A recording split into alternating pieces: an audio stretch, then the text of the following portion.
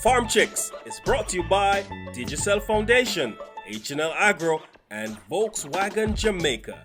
We are the Farm Chicks! I'm Debbie Bissoon, and this is my sister, Becky Bissoon, and we are taking you through the hills and valleys of Jamaica in search of the most diverse and dynamic farms and their farmers. We'll show you the lush offerings of our island, from livestock, grown produce, aqua farms, and even the meta farm. Let's just say the latest technology in farming. If we eat it, we'll show it. Let's get farming.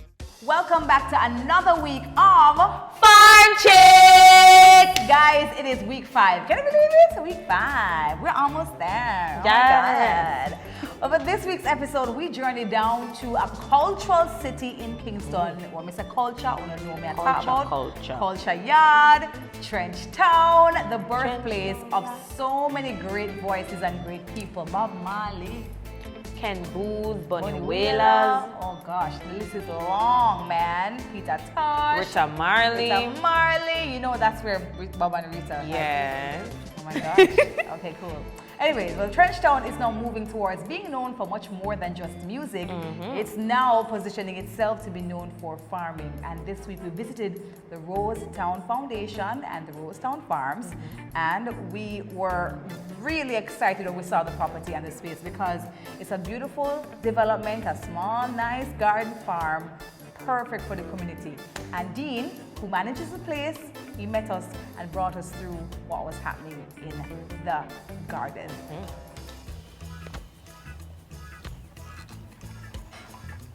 Hey, Dean. Greetings. Hey. Thank you so much for having us. Dean, this is called Rosetown? Is this the area Yes, of this is Rosetown? Rosetown. Located in Trenchtown? Yeah, we are a district of Trenchtown, made recent since about 2009. We were originally a district of the Whitfield Town community. Hold on, so where Trenchtown are they? has 5 districts, Okay. and Rosetown is one of those. Wilton Gardens, Federal Gardens, Linda's Greenwich, Arnett Gardens, and Jonestown. Okay. And now Rosetown become most recently a district under the greater Trenchtown community. Okay, nice, nice. And this is your community-based garden or farm? Yeah, this is our community garden. It started in 2016 Right. after the Princess Foundation redeveloped this building. Okay. Yeah, so this is the Rollins Enterprise Center. I'm especially proud of this building as a person that was born and bred in the community because I know what it's coming from and I know what it represents now. I know what it represented then and I'm glad for the transition that we have made. The building was redeveloped with funds from the Princess Foundation and the Canadian government. The building was a derelict old building. The building was completely gutted. No windows, no doors. There was trees growing out of the back and the windows of the building. This building was strategically repurposed and redeveloped to join both fractions of the community because right now the community is somewhat separated, not as a result of their doing, but as a result of what they've inherited. I am especially proud of the farm and where it's coming from. We've been through having some challenges, both water, pests, type of crop to plant and all of that, but Yeah. we're happy to where we are and where we can go. All right, well, we want to see it. So, Dean, what are we going to be looking at? We'll be looking at pepper, sorrel, tomato, pumpkin, and and the fruit trees that we have over the orchard. All right, well, come, let's go look at it. All right. Now we walk. Thank you. Here we have some tomato plants. It has been reaping for the past 6 weeks. Really? So, yeah, we've been reaping for the past 6 yes, weeks. I see it right here, so. The way how the tomatoes are producing, they have broken their bonds from their trestle. Okay. Oh, so they Normally just run. Yeah, so they're just running on the ground because they're in their final stage of bearing. So as soon as this finishes now, we're going to crop rotate. Okay. During crop rotation, we try not to put back crops of similar family, like tomato, sweet peppers, and Scotch bonnet pepper. They have similar family, sorrel. So you have to use something completely different because you and your cousin take the same nutrients from the soil. Oh, yeah. So the other crop will have less yield, so to speak. Gotcha. Okay, okay. Scotch bonnet peppers are here. Yes. They are very, very lovely. I recommend that you leave with a pound. You will not nice. you will not. That sounds like it's going to be a Be hot experience. No, they're very flavorful. Okay. Very flavorful. They're not as hot yet. Okay. All right. So this is our sorrel. As you can see, Mr. Barrington Reynolds is our farm team lead. Yes, Barrington had just reaped a whole bucket earlier on and showed us. Yeah. Okay. So he's reaping the sorrel as we go along. So This is our water system. This is connected to our irrigation system. We got our irrigation system funded through the Digital Foundation, Mickle Make and Muckle project. Nice. So it was through that we got irrigation on the grounds. Nice. This area was left. This area was left to just be. So after time now, we're going to do land preparation here, where we turn over the soil and we try and add organic matter. Organic matter, whether the dead leaves, food scraps from the kitchen. We go downtown and get the food scrap from the market, like our persons would have gone to feed their goats. Right. But we don't have any animals here. We feed the soil, the food. That is ackee, plum, anything that is in the market garbage, we just go and get it and we'll spread it out here. We use chicken manure from our community farmers and goat manure. We have like a barter system where whenever we're changing out crops, like what you see earlier, taking the dead callaloo plants off the farm, they come in and collect it and we get manure from them. So what do they do with the dead They feed their callaloo? animals. Okay. Yeah, their goats eat the old callaloo that we have no And need. you in turn get the manure. Get the manure from them. Because I realize that you're literally utilizing the same soil that's been here. Yes. So you didn't bring in any new soil. We actually did. Okay. Just to give you a bit of background on the property. Rosetown is specific for a lot of open lands in this space because this space was victim to the tribalism during the 1980s and early 80s, late 90s. So during that 20-year period, the place was significantly... A ghost town. Yeah. So persons were shut out, burned out, and all of these places were left, and the building structures was there in the first 5-10 years, right? So these other persons just came and took out the wood, the steel, all of them, and then natural weathering, they just went down to the ground and they got overgrown. Politicians come in and they just clear it away, just to clear away the land. So this is what we have. So when we first came here, there was nothing here. It was basically a dump. So we had a board chair by the name of Mr. Peter Milhead at the time. He was the managing director for DFID Construction. He introduced topsoil, about 20 truckloads of topsoil was introduced to this space specifically to kind of put all the garbage underneath. And every year whenever we're doing planting, we have to be constantly reintroducing organic components to the soil to get these lovely vegetables. All right, this is our compost beds. This is our compost plot where we have box beds, box raised beds.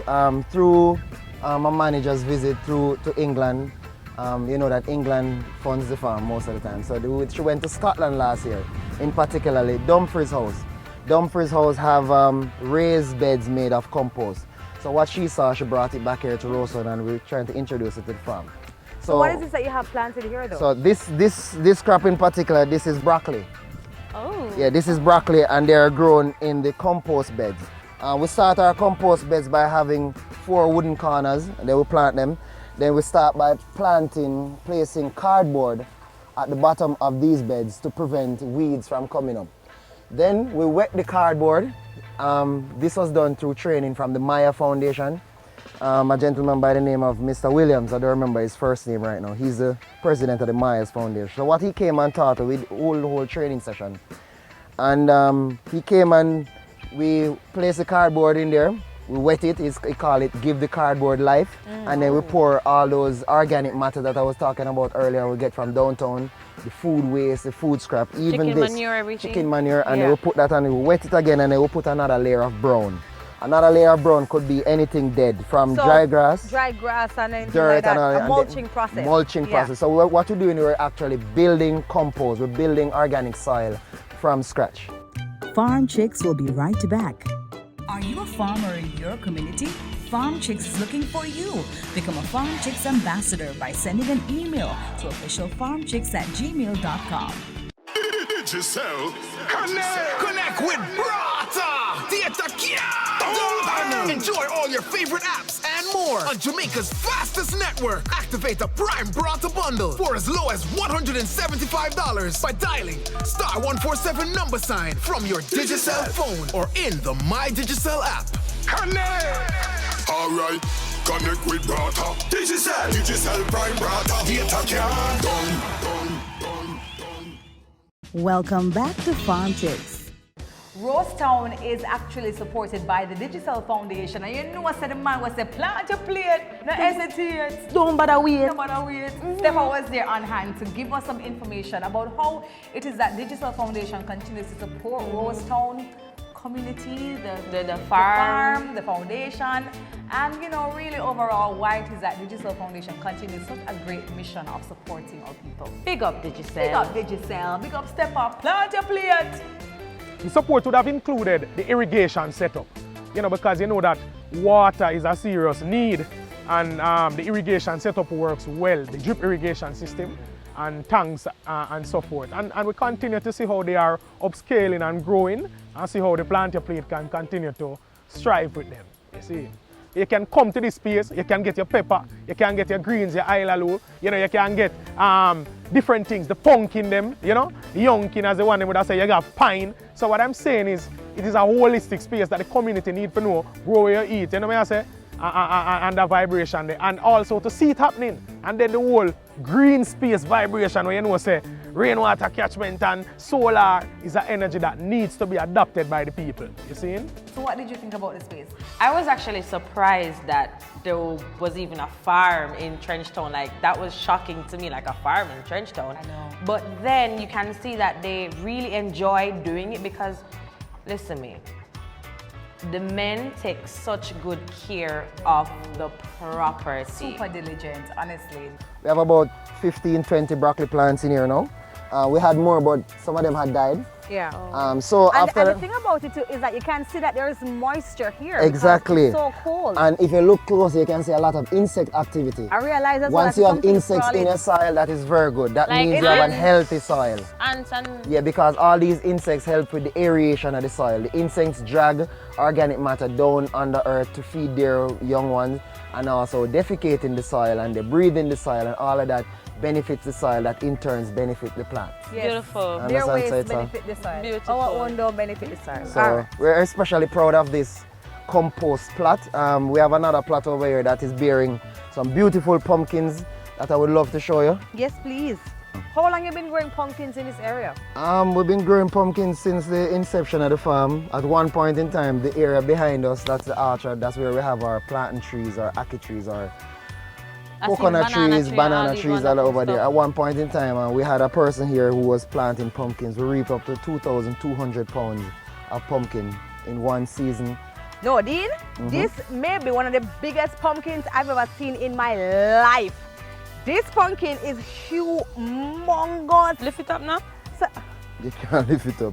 You want to lift up it? It might break from the I stem. think so too. No, I she think might so too. break inside of the stem. So I can't lift it up at all. So so hold on, this pumpkin isn't ready for reaping? No, it will be ready in about another 6 weeks. So will it get bigger? Yes, it will get bigger. In the 6-week period? Yes, it will get bigger during the 6 week So you're period. gonna need about 3 people to come lift it up though? Or a wheelbarrow. My God. Or we're not going to roll it? But Dean, so hold on, this is all organic. Yeah. How this pumpkin vine came about. Remember I was telling you about me going to downtown to get in the refuse from the market person who coming from country. We started to work on our other compost bed in the compost plot that I was mentioning. Subsequently, there were some pumpkin seeds and an old pumpkin rotting in those beds, and I left it there for about 2 months. joke, yeah, mate. Seriously, and I So leave God it there believe for you. about 2 months, and I just cover it. We get a nice shower of rain, the pumpkin seeds stay in there, germinate, and it started to do its thing. I saw it doing its thing, and I said, I'm not going to trouble it because the leaves were just so bright and glowing, and it looked like a really healthy pumpkin plant as a result of the nutrients that were placed inside the compost beds. Yeah. The compost bed wasn't finished, you know. It was during the making of the compost that this actually happened. So we just left it, and it continued like this, and this is the result of what is happening. It's good to know as well that this is all from organic products. Yeah. You know, and the soil No has fertilizer, just, no pesticide. Yes, the soil has just done what it does. Does and I what think, naturally. do you think though that because it grew organically, it's bigger than, you know? Not because it was grown Okay. organically. Me, I made try it- put it no, there. no, Probably no, is. no. I know that. It's the level of nutrients that were in the bed, Right. and the vine is continuously feeding from those nutrients, Okay. from all of those old food scraps that has been broken down. So the pumpkin vine just absorbing what is left from an old dead pumpkin Wow. and other things that Okay. were in the bed. So yes, I tell people all the time, and nature replenishes itself. If we for allow it sure, to. if we allow it to. If we allow it to. Good point. So this is a compost bed that is in process. So as I said, we start with the cardboard. As you can see, the cardboard is almost rotting away. See? And then we start with all of the food waste on top of the cardboard. And then we introduce with the chicken manure, farm scraps, and we just cover it. We cover it because inside it there will be build-up of greenhouse gases and a lot of moisture and all of that, and mold and all of that. So whenever we cover it, we prevent sunlight from going there. So everything can be broken down anaerobically. That is without oxygen. Anaerobically. Anaerobically. That's how mushrooms and fungus are grown. Write it down. Ask her what is anaerobically for me, please. Since you've gone organic, right? How do you then manage the pests when they do come? How we manage the pests is that we do intercropping. What that means is that we plant things that the insects don't like marigold and mint and thyme and basil and parsley. Anything with a high smell.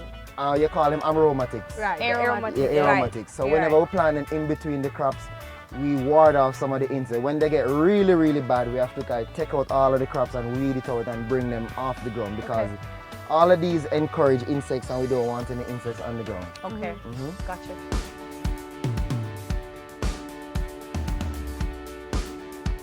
Farm chicks coming forward, you know, is a very good vibration. And I mean, we give thanks for the production and the strategic visioning of the item because it is focused on how we capture, you know, agriculture island-wide in different spaces and ways. And we give thanks because Digital Foundation is all about innovation.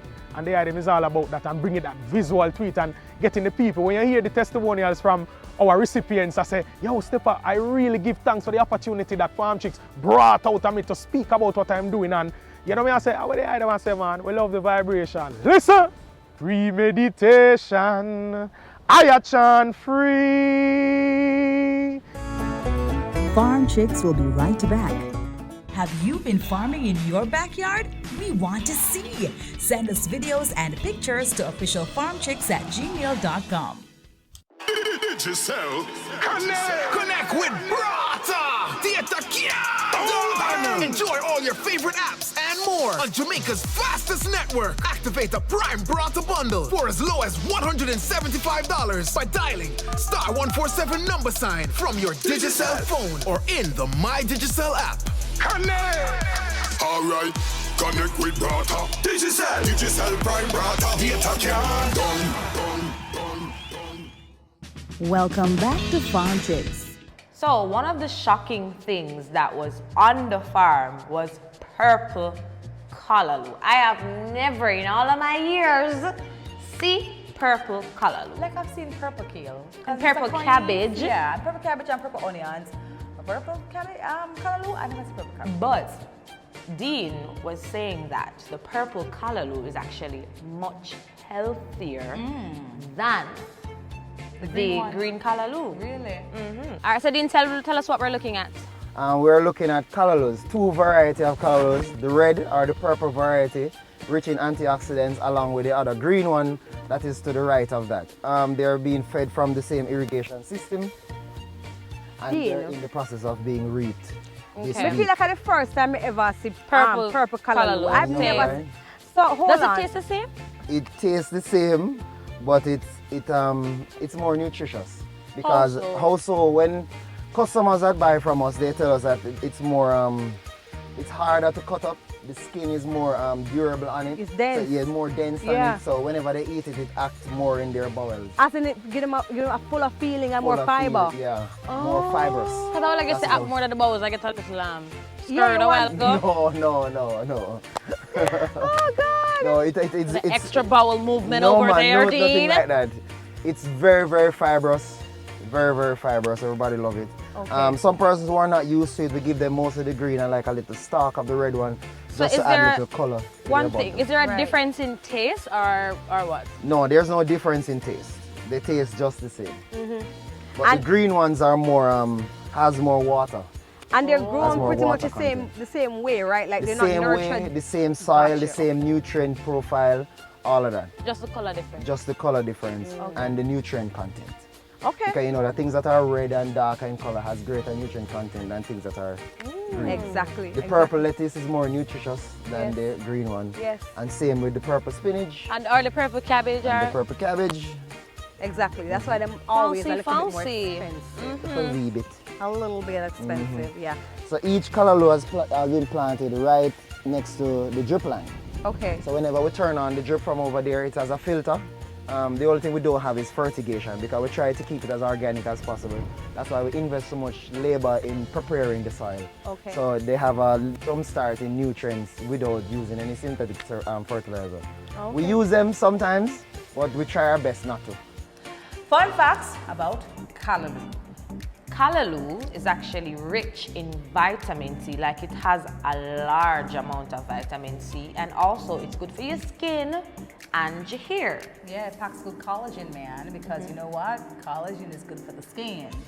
Yeah, and for your hair as well. It also has vitamin A, right? So callaloo, as we know, is a very versatile plant, even though most of us would like callaloo and saltfish. But callaloo go in a soup too. I've seen it sometimes. You know, callaloo Pepper soup, pot. pepper pot? Yeah, but normally like them put callaloo in like chicken soup and And if you're doing breakfast with yam and dumpling and banana. Right. And it's also rich in iron as well.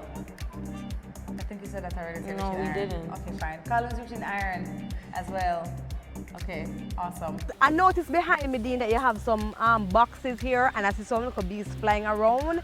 So you're starting an apiary. Yes, we had an apiary. We have an apiary. It was larger than this.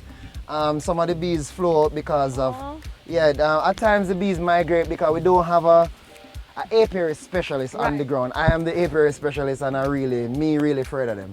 So I have to put on my bee gears and cloak up and go in, and then I'll have somebody from RADA to accompany me because I'm not all that versed in knowing what I'm looking for. Okay. Well, Dean, we're not here to look pretty, you know. We come to help with something. So you have to show, you know, how to help weed out something.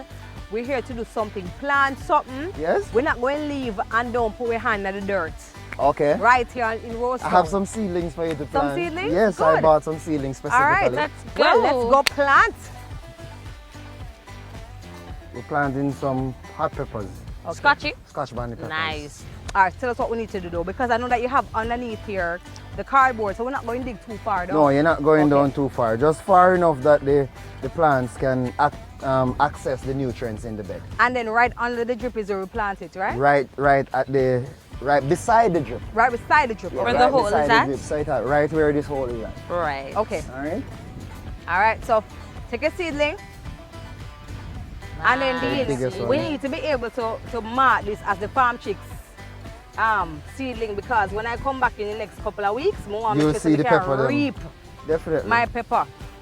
I go plant my seedling. So you're looking for this round bulb looking thing, Okay. and you just scratch on the head. All right. Dean, me can't help myself, you know? Yeah? Yeah. Oh. By all means, let me hold the seedling then. Thank you very much. Me All right, can't you just scratch away the long little time hole. just scratch a little hole. Yeah. All And you right. just plant your seedlings. Carry Just on. like that. Just like that. All right, my pepper planted here at Rosetown is going to bloom and blossom. It's gonna grow, grow, grow. Grow, pepper, So grow. I just take Just off separate one. them. Yeah, man. Nervous. Right. All right. Hold this again. Where is the hole? Long time I do this enough. Trenchtown is rich with heritage where we know that Bob Marley, Alton Ennis, and even the Ellis brother, IT who come on IT and Fancy Can Show, they're brothers. They were born and raised in Trenchtown, and one of them still live in Trenchtown. A lot of musicians come from Trenchtown. We have art and craft, we have clay, we have a lot of things. For persons who are watching and they want to get in touch with you, Dean, how do they do so? We are on Facebook, we're on Instagram at the Rosetown Foundation at gmail.com. We're at info.rostownfbe@gmail.com. We had such a good time at Rosetown Foundation in Trenchtown. Listen, me feel like I could have put a tune over the things them. Trench don't run, don't watch that. Farm chicks rap, Big fashions rap. You reap what you sow. You see, Bob did have vision. We reap what you sow. Meaning, guys. You know, Bob said Bob reap have a- before it happened. Bob have a vision long time. You reap what you sow. Very, very simple thing. You eat what you grow. You understand? So, we're very, very happy to have covered Trenchtown and also Rosetown Foundation. Big up to Dean and big up as well to Trenchtown's community, everybody around there. When they don't sell, big up Trenchtown on my place. Special big up to Digital Foundation and also Step Up for being a part of this whole movement. Plant your plate, don't hesitate, don't wait. All right? And until next week, we are the Farm Chicks! That's loud. Follow us on Instagram and Twitter. And join us next week for our next episode. Bye. Trenchtown rock, Big fish on sprung. Trenchtown rock, And reap what you sow. Trenchtown rock, Hunger judge you know. groovy, Kingston 12. groovy. And Kingston 12. Groovy. In Kingston You're off 12. key. It's a groovy. In Kingston 12. We can't go up there so we just say, no, you harmonize. She missed the choir class too clearly. If you're a farmer and would like to be featured on Farm Chicks, send us an email to officialfarmchicks@gmail.com. Farm Chicks was brought to you by Digicel Foundation, H&L Agro, and Volkswagen Jamaica.